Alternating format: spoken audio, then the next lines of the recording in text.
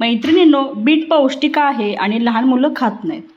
तसं पाहायला गेलं तर बीटच्या वेगवेगळ्या रेसिपी खूप साऱ्या चॅनलवरती अपलोड आहेत. पण चला म्हणलं आज वेट लॉस रेसिपी म्हणू शकता किंवा खमंग चवीची अशी ही रेसिपी आहे.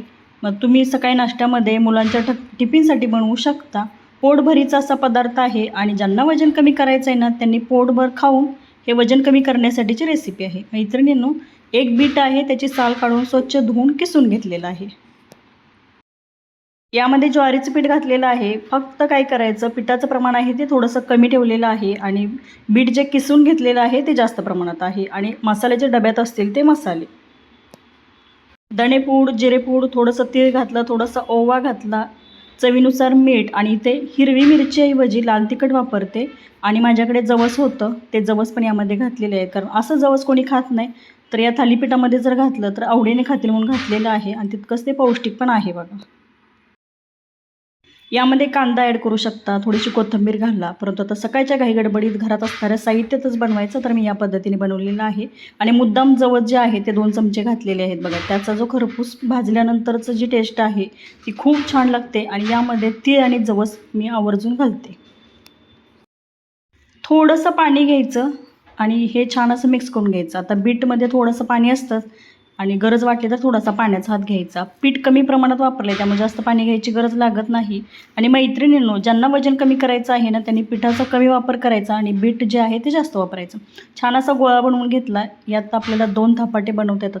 तुम्ही याची टिक्की बनवू शकता, कटलेट बनवू शकता, धपाटे बनवू शकता, पराठा बनवू शकता. ज्यांना जमत नाही ना असं धपाटे बनवतात, त्यांनी पीठ घ्यायचं आणि छान असं लाटून, पोळी जसं लाटून घेतो ना तसं लाटून घ्यायचं. हे लाटता येतंय, थापता येतंय किंवा तव्यामध्ये जर पसरवून घेतलं तरी चालेल. छोट्या आकाराच्या टिक्की बनवल्या म्हणजे कटलेट जे म्हणतो ना आपण, तसं बनवलं तरी चालेल. मी थोडासा पाण्याचा हात लावून छान असं मध्यम आकाराचे बनवून घेते. जेवढं होईल तेवढं पातळ बनवायचं, त्यामुळे छान कुरकुरीत क्रिस्पी असे भाजले जातात, त्यामुळे चव छान लागते. होईल एवढं पातळ छान असं थापून घेतलं. गरम तव्यामध्ये आपल्याला हे छान असं तर भाजून घ्यायचं आहे. आवडत असेल तर वरून थोडंसं तीळ लावू शकता. मैत्रिणींनो, छान होतात बघा, चवीला छान लागतात, तितकेच पौष्टिक आहेत. आणि मुलांना जर डब्यात बनवून दिले तर आवडीने खातात. आता कटलेट जर बनवले तर ते आतून थोडेसे कच्चे राहतात, तर अशा पद्धतीने जर बनवलं ना तर छान कुरकुरीत असे क्रिस्पी भाजले जातात. आता इथे तुपाचा वापर करते. गरम तव्याला थोडंसं तूप लावून घेतलं आणि हे जे धपाटे बनवून घेतलेलं आहे त्या तव्यामध्ये अलगद टाकून घ्यायचं. कपडा साईडला करायचा अलगद, नाही निघाला तर थोडासा पाण्याचा हात लावून साईडला करून घ्यायचा. झाकण ठेवायचं, अर्ध्या मिनटासाठी वाफ द्यायची. एका बाजूने थोडीशी वाफ बसली की दुसऱ्या बाजूने छान असं शेकून घ्यायचं. मैत्रिणींनो, अल्टीपल्टी करत छान खरपूस होईपर्यंत हे धपाटा भाजून घ्यायचं आहे. इथे मी तुपाचा वापर केला आहे, तुपाऐवजी तुम्ही तेलही वापरू शकता. मुलांसाठी कोणता पदार्थ बनवायचा म्हटलं की तेलाऐवजी थोडंसं तूप वापरते आणि छान लागतो बघा चवीला. आता याची बाजू आपल्याला पलटून घ्यायची आहे.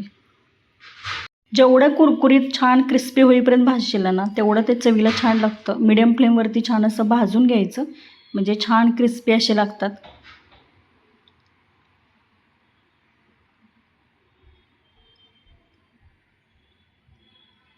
अशा पद्धतीने बाजू पलटून घ्यायची, दोन्ही बाजूनी छान असं शेकून घ्यायचं.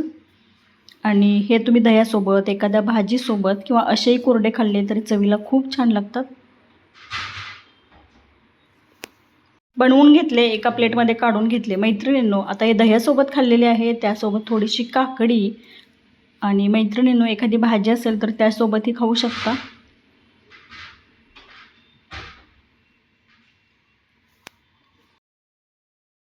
धपाटे तर बनवून झाले आणि एका प्लेटमध्ये काढून घेतले. वरून थोडंसं तूप लावलं.